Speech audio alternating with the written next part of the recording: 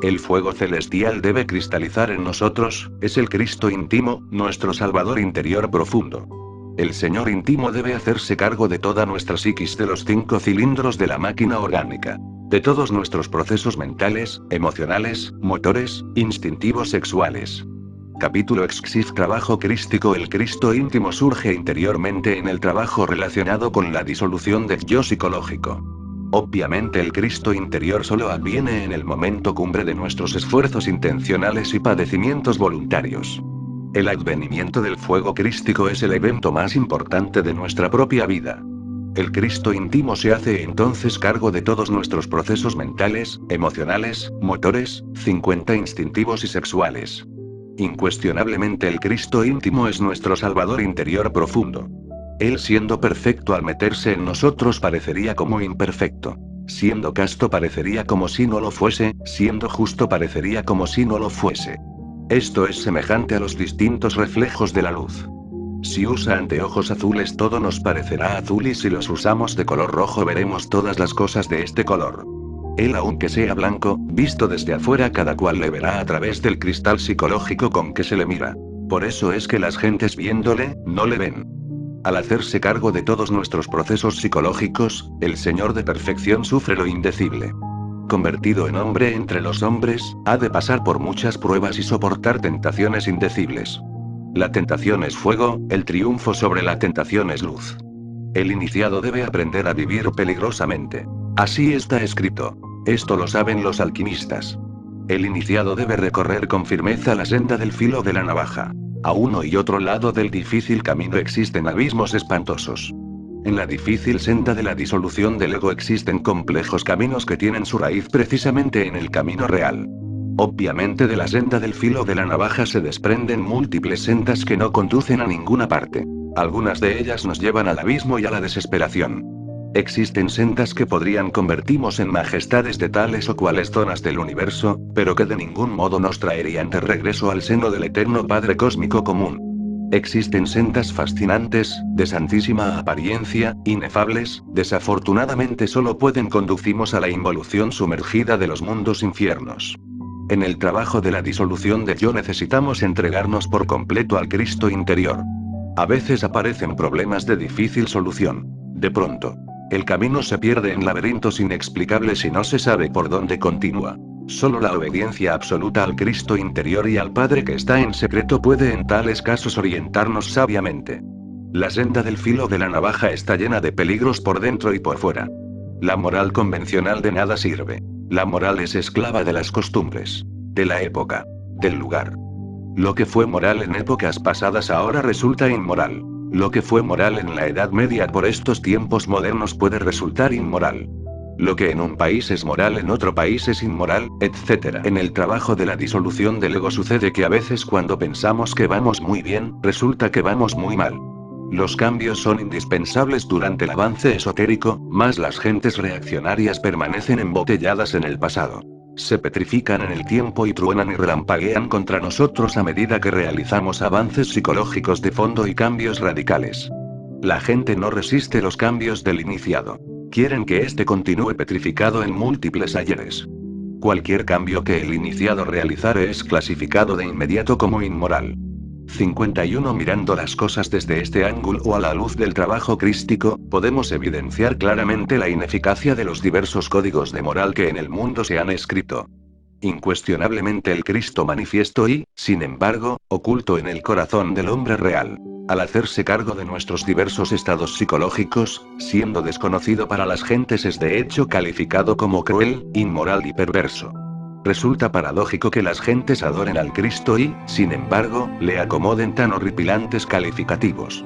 Obviamente las gentes inconscientes y dormidas solo quieren un Cristo histórico, antropomórfico, de estatuas y dogmas inquebrantables, al cual puedan acomodar fácilmente todos sus códigos de moral torpe y rancia y todos sus prejuicios y condiciones. Las gentes no pueden concebir jamás al Cristo íntimo en el corazón del hombre. Las multitudes solo adoran al Cristo estatua y eso es todo. Cuando uno habla a las multitudes, cuando uno les declara el crudo realismo del Cristo revolucionario, del Cristo rojo, del Cristo rebelde, de inmediato recibe calificativos como los siguientes: blasfemo, hereje, malvado, profanador, sacrílego, etc. Así son las multitudes, siempre inconscientes. Siempre dormidas. Ahora comprenderemos por qué el Cristo crucificado en el Gólgota exclama con todas las fuerzas de su alma: Padre mío, perdónalos porque no saben lo que hacen. El Cristo en sí mismo, siendo uno, aparece como muchos. Por eso se ha dicho que es unidad múltiple perfecta. Al que sabe, la palabra da poder. Nadie la pronunció, nadie la pronunciará, sino solamente aquel que lo tiene encarnado.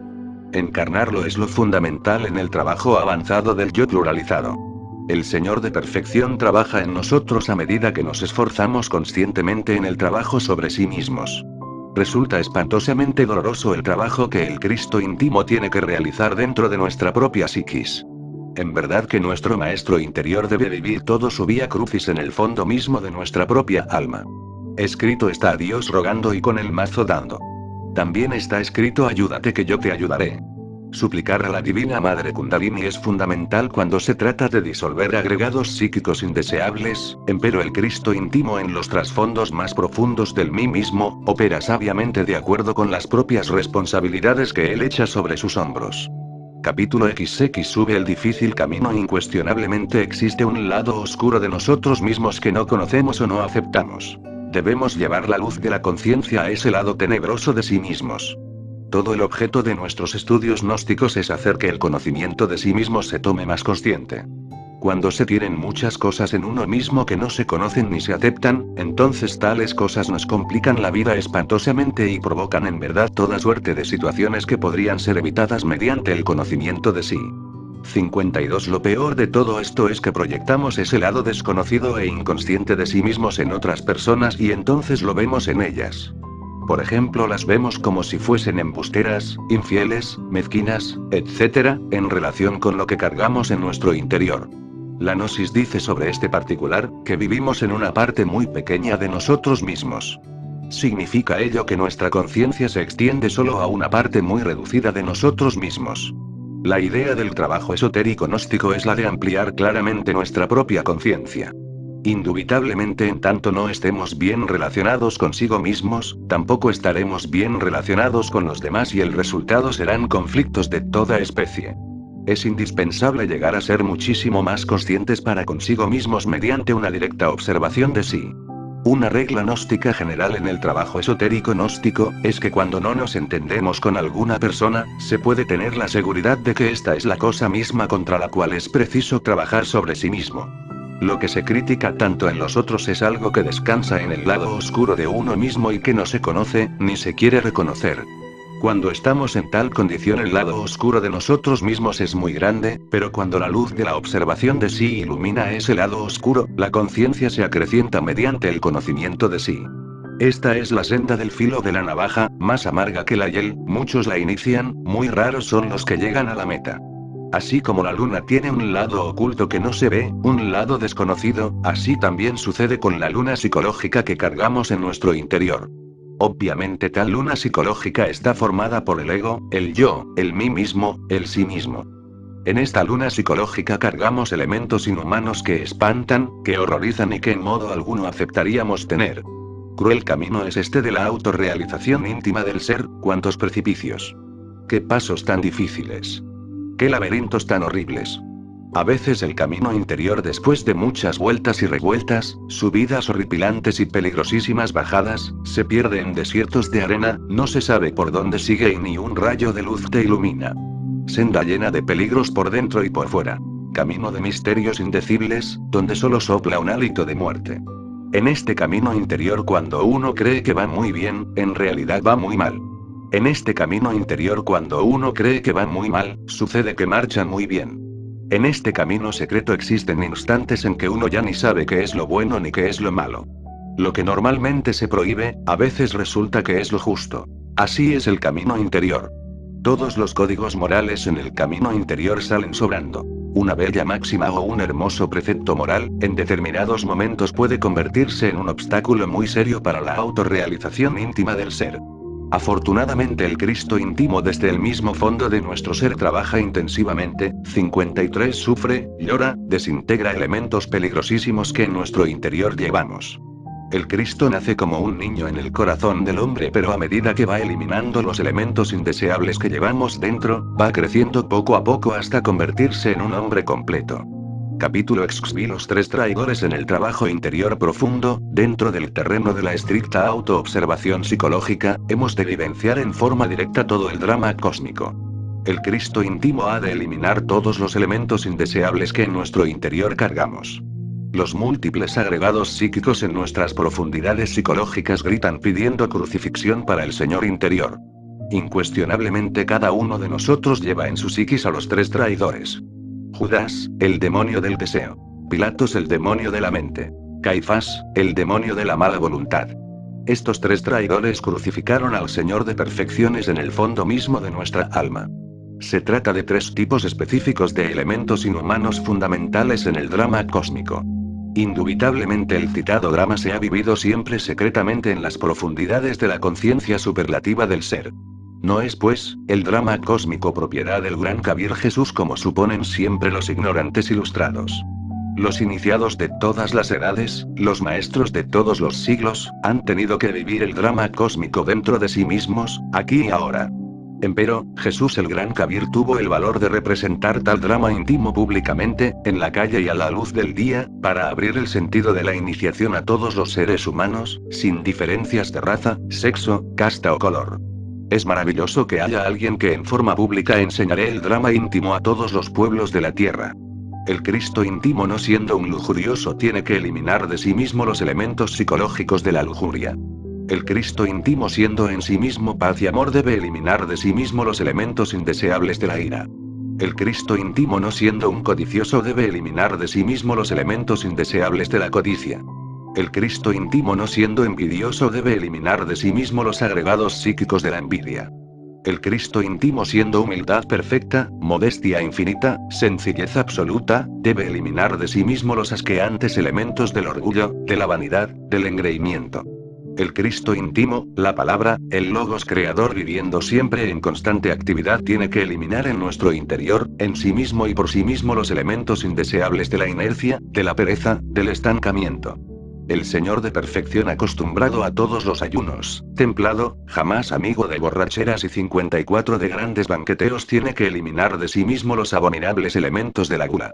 Extraña simbiosis la del Cristo Jesús. El Cristo hombre. Rara mezcla de lo divino y de lo humano, de lo perfecto y de lo imperfecto. Prueba siempre constante para el Logos. Lo más interesante de todo esto es que el Cristo secreto es siempre un triunfador. Alguien que vence constantemente a las tinieblas. Alguien que elimina a las tinieblas dentro de sí mismo, aquí y ahora. El Cristo secreto es el Señor de la gran rebelión, rechazado por los sacerdotes, por los ancianos y por los escribas del templo. Los sacerdotes le odian. Es decir, no le comprenden, quieren que el Señor de perfecciones viva exclusivamente en el tiempo de acuerdo con sus dogmas inquebrantables. Los ancianos, es decir, los moradores de la tierra, los buenos dueños de casa, la gente juiciosa, la gente de experiencia, aborrece al Logos, al Cristo rojo, al Cristo de la gran rebelión, porque éste se sale del mundo de sus hábitos y costumbres anticuadas, reaccionarias y petrificadas en muchos ayeres. Los escribas del templo, los bribones del intelecto, aborrecen al Cristo íntimo porque este es la antítesis del anticristo, el enemigo declarado de todo ese podridero de teorías universitarias que tanto abunda en los mercados de cuerpos y de almas. Los tres traidores odian mortalmente al Cristo secreto y le conducen a la muerte dentro de nosotros mismos y en nuestro propio espacio psicológico.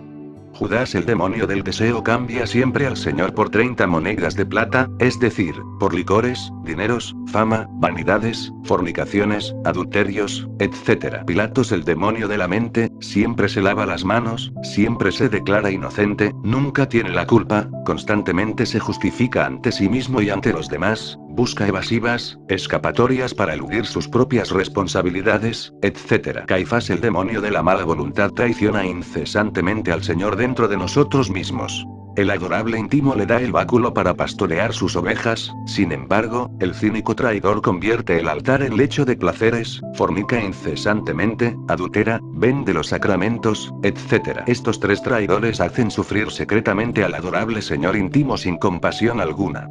Pilatos le hace poner corona de espinas en sus sienes, los malvados yoes lo flagelan, le insultan, le maldicen en el espacio psicológico íntimo sin piedad de ninguna especie. Capítulo XXV. Los yoes causas. Los múltiples elementos subjetivos que constituyen el ego